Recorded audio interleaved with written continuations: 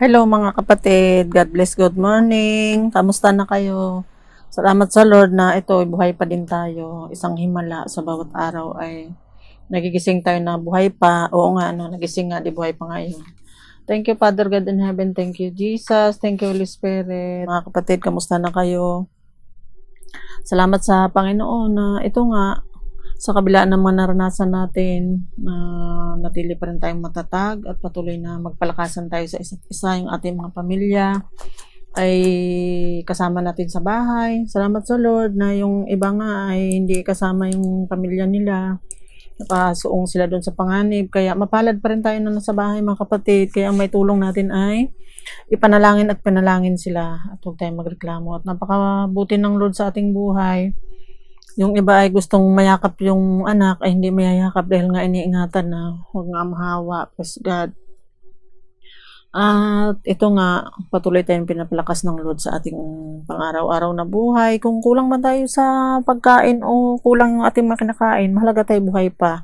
Patuloy tayong magpasalamat sa Lord at manalangin na din, panalangin natin ang ating bansa, ang buong daigdig at ang mga taong nakaharap lagi doon sa tulad sa ospital, yung mga sundalo, yung mga lumaharang doon sa mga lumalabas pa rin ng bahay. Hallelujah. Ayun, ang ating pag-aralan ngayon mga kapatid ay tungkol sa babaeng umiigib sa balon. Dan chapter 4 verse 19. Hallelujah. Ito yung nakatagpo ni Jesus. Praise God. Sinabi ng babae, Ginoo, palagay ko ay isa kang propeta. Sabi ng babae kay Jesus. Hallelujah. Dito sa bundok na ito, sumamba sa Diyos ang aming mga ninuno. Ngunit sinasabi ninyong mga Hudyo na sa Jerusalem lamang dapat sambahin ang Diyos. Praise God. Verse 21, sinabi naman ni Jesus, maniwala ka sa akin, darating ang panahon na sasambahin ninyo ang Ama, hindi na sa bundok na ito o sa Jerusalem. Kasi ang Jerusalem nga nasa puso natin, kaya sasamba tayo sa magitan ng mga puso natin. Praise God. Verse 21, hindi ninyo kilala ang inyong sinasamba, ngunit kilala namin ang aming sinasamba. Sapagkat ang kaligtasan ay nagmula sa mga Hudyo. Hallelujah. Ang kausap dito yung Samaritana na hindi kalahin ng Hudyo. Praise God. Subalit dumarating na ang panahon at ngayon na nga na ang mga tunay na sumasamba sa Ama ay sasamba sa Kanya sa Espiritu at sa katotohanan, sapagkat ganyan ang uri ng pagsambang sinasabi ng Ama. Praise God. O ito nga ngayon mga kapatid, sumasamba tayo sa Espiritu at katotohanan dito sa bahay natin, sa magitan ng ating Jerusalem, ng ating mga katawan, ng ating mga puso, ay sumasamba tayo sa Lord ng puspusan kasi ito na nga yung naranasan natin. Praise God. Thank you, Jesus. Wala naman doon sa simbahan o sa kapilya ang Panginoon kundi na sa ating mga puso. Mula nung tinanggap natin siya na ating Diyos tagapagligtas. Hallelujah. Verse 24, express God. Ang Diyos ay Espiritu at ang mga sumasamba sa Kanya ay dapat siyang sambahin sa Espiritu at sa katotohanan. Amen. Ayun, sumasamba tayo sa Espiritu at sa katotohanan. Praise God. Hindi na natin kailangang lumabas pa ng bahay kasi ang Espiritu at katotohanan nasa ating mga puso. Sabi nga sa John 8:32, ang magpalaya sa atin ay ang katotohanan. Praise God. Hallelujah. Ayun, verse 25, sinabi ng babae, nalalaman ko pong darating ang Mesiyas, ang tinatawag na Kristo. Pagdating niya, siya ang magpahayag sa amin ng lahat ng bagay. Amen. Praise God. Ayun, nalaman natin. Akong kausap mo ngayon ang iyong tinutukoy, sabi ni Jesus. Ayun, yung babaeng ito ay nakausap niya mismo si Jesus. At salamat na itong mga kasaysayan lang ito sinulat para sa atin, mabasa natin ito at tayo nga ay matuto din sa buhay na sumamba sa Espiritu at katotohanan sa Panginoon. Amen. Praise God. At lahat na ito ay para sa ating kabubuti. Hallelujah. Kaya dapat tayo makinig at manalig sa Lord at siya lang makapagligtas sa ating mga kapatid. Ayun, lalo sa naranasan natin ito. Tunay nga nakakalungkot na nakakabless pa rin kasi ito nga buhay pa rin tayo. Ayun, natuto tayo ng live one day at a time. At ito nga yung mga salita ng Lord ang ating patuloy na pananaligan at mapapurihan natin ang Lord sa mga kabutihan, kadakilaan na ginawa niya nung siya nagkatawang tao at pumunta sa dito sa daigdig na ito na napakatahimik. Praise God. Hallelujah. Thank you, Jesus. Verse 31 hanggang 34.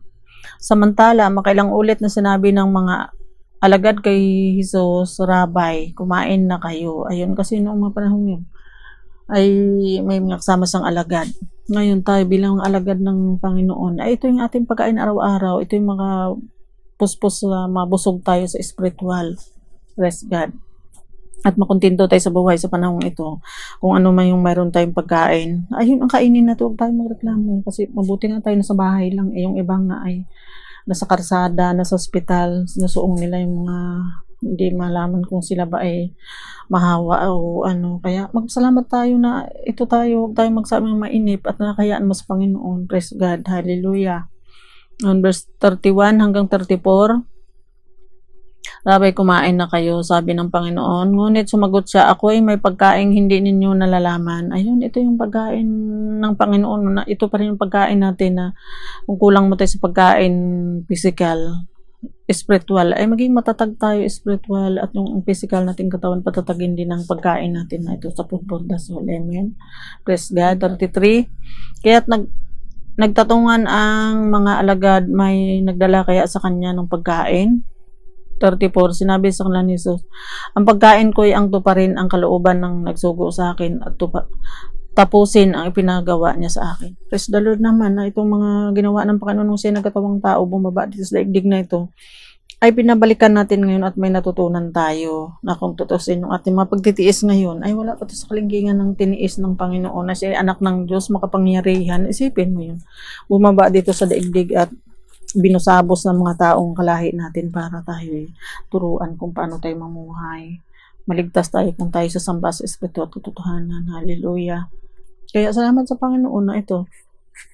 Buhay pa rin tayo, patuloy pa rin tayo naglilingkod sa Panginoon una sa lahat. At nagpupuri, nagpapasalamat sa bawat araw na tayo buhay pa. Lebonde at a time tayo mga kapatid. Thank you Jesus. Dahil sa kanyang banal na dugo ay ito buhay pa rin tayo. Thank you, Lord. Lucas 13 verse 31, sa kabila ng paggawa ng Lord ng mabuti, may nahita ba sa dikit wala? Thank you, Jesus. Ayun, verse 31 hanggang 33, Lucas. Dumating noon ang ilang Parisiyo at sinabi niya kay Jesus, umalis na kayo rito dahil gusto kayong tigbakin ni Herodes. Ito si Herodes, na bata pa siya nung doon sa Matthew 2 verse 13 hanggang 14. Hanggang sa tumanda siya. Nahabol pa rin siya itong si Herodes. Praise God. Subalit sumagot siya, sabihin ninyo sa asong gubat na iyon. Ayan, maasong gubat. Na nagpapalayas pa ako ngayon ng mga demonyo at nagpapagaling ng mga may sakit. Gayon din ang gagawin ko bukas at sa ikatlong araw. At tatapusin ko ang aking gawain. O tingnan mo. Alin tayo dito? Si Herodes, yung mga mong o yung mga may sapi at saka may sakit. Praise God. Hindi pumunta dito ang Panginoon para tawagin yung mga malalakas at magagaling. Pumunta sa para pagalingin ang mga may sakit karamdaman at yung mga asong gubat. Ayan turuan niya maging tao uli. Sino bang asong gubat na yun? Si Herodes lang baga? O yung mga tao ngayon nagbabasa nito na may pagka-Herodes at pagka-asong gubat din? Praise God. Thank you, Jesus. Sa kabila ng karumal-dumal natin mga pinagagawa ito, buhay pa rin tayo. Salamat sa Panginoon. Hallelujah. Ngunit, ayun, verse 31, 32, 33, mga kapatid. Hallelujah. Ito hindi dahil nanganiga yung nagbabasa kasi sa totoo lang, isipin mo yun. Ay mga pinagagawa natin ay masahol pa dito sa mga nagawa nitong sila ni Herodes o tayo nag-Herodesan. Praise God. Hallelujah. Kaya hindi nalulugod ang Panginoon. Kaya nakaranas tayo nitong pangyayari ito para turuan tayo magbalik loob sa Lord at manalangin at humingi ng tawad at anak ko po, Panginoon ko. Kasi yung mga ginawa ng Lord sa krus ng Kalbaryo, kung dahil kinikilala natin at nagkaroon tayong banal na takot, makinabangan natin yun. Pero pag nito yung asong gubat at may sapak, ay wala tayong mahita at ito nga ang Panginoon. Ngunit dapat ako magpatuloy sa aking lakad ngayon, bukas at sa makalawa, sapagkat hindi dapat mautas sa labas ng Jerusalem ang isang propeta. Amen. Ayun. Tayo, spiritual kasi pinag-usapan dito mga kapatid, tayo na mga, ito nga, kailangan tayo tawag dito. Ang hirap kasi basahin gawa ng hindi pwede magsalita ng tigbak ng Tagalog. Hallelujah. Dapat tayo mawala sa ating sarili at kilalanin natin tong Espiritu ng Panginoon, maisilang sa ating mga puso para maunawaan natin itong mga salitang to, dahil ito ay malalim pero mababaw lang din naman kung alam mong gaano ka kasama, niligtas ka ng Lord sa magitan ng kanyang banal na dugo. Manawaan natin itong anong ibig sabihin ng Lord. Hallelujah. At salamat sa Lord na sa araw-araw tayo ligtas sa kabila ng ating kasamaan. Praise God. Kasi pag wala naman kasi tao na mabuti, sa totoo lang naman. Kaya pag sinabi natin tayo mabuti, ay malayo tayo sa Panginoon nun, kasi hindi siya pumunta dito para magligtas ng mabuti. Pumunta siya para magligtas ng mga asong gubat daw, mga may sakit at saka sinasapian ng demong. Hallelujah. Praise God. Thank you, Jesus. Verse 13:22, mga kapatid, Lucas pa din. Habang nagpapatuloy si Jesus papuntang Jerusalem, siya ay nagtuturo sa bawat bayan at nayon na kanyang dinaraanan. Tayo, naglalakbay tayo sa daigdig na ito, mga kapatid. Nagtuturo tayo sa ating mga sarili at bawat bayan, ng ating puso, ng ating mga anak, mga mahal sa buhay, ay bayan yun na tinuturuan ng Lord. Turuan muna natin ang ating mga sarili para makapagturo tayo ng matino sa ating bayan, sa ating mga mahal sa buhay. Amen. Praise God. Nehemiah, hindi siya pumunta dito para magligtas ng mga matitino. Kung naunawaan natin, mga kapatid. Praise God. Nehemiah 1:8 and 9.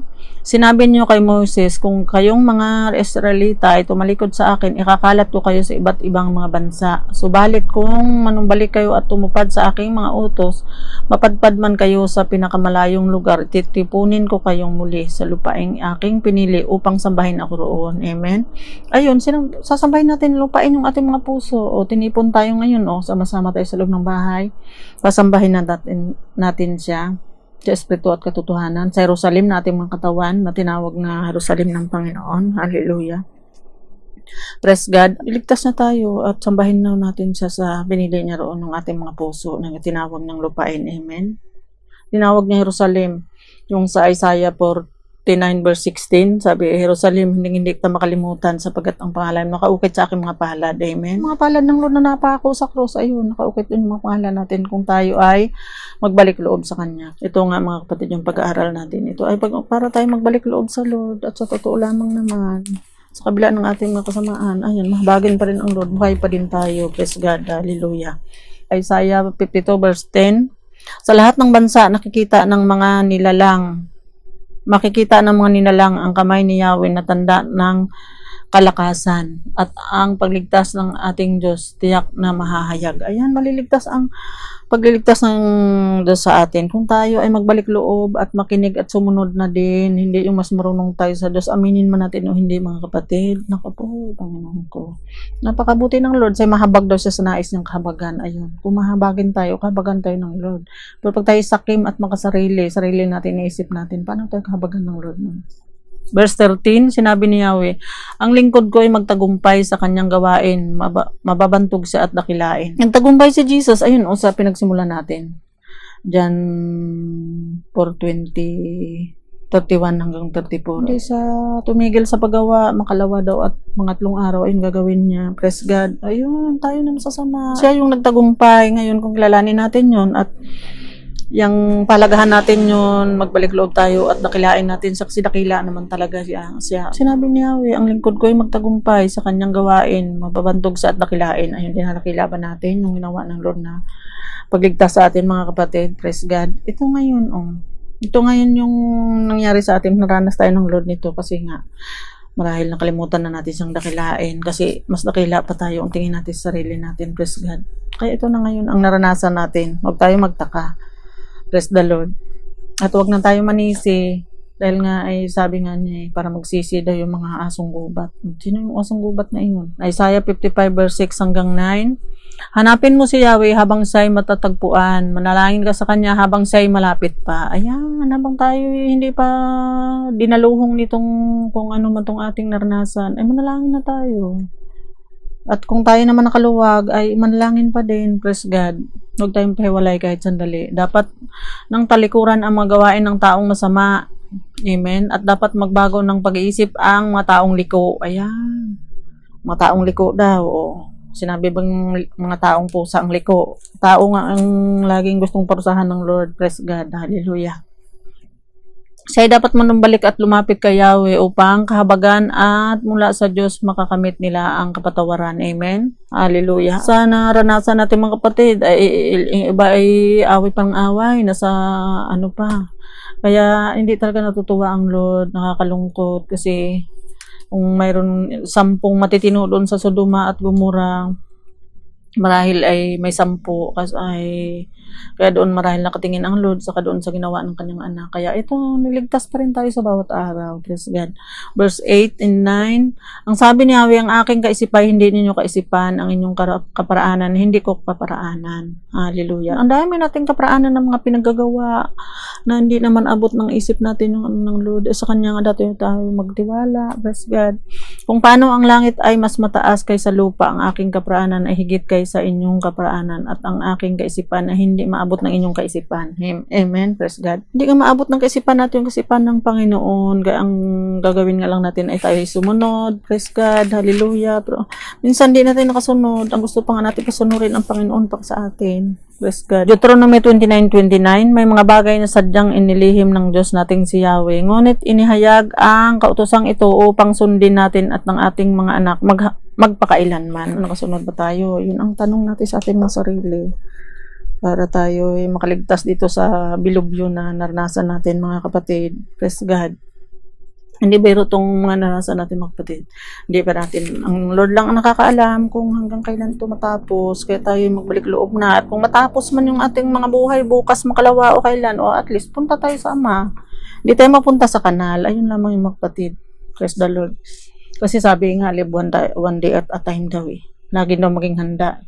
Yung iba sabi sa 2021 daw, sa 2028 na naman daw, ay sabi ng araw-araw ang buhay ay pang isang araw lang.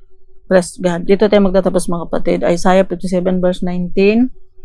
Bibigyan ko ng kapayapaan ang lahat ng maging nasa malayo o nasa malapit man. Ayan, nasa malayo at sa malapit tayo ngayon.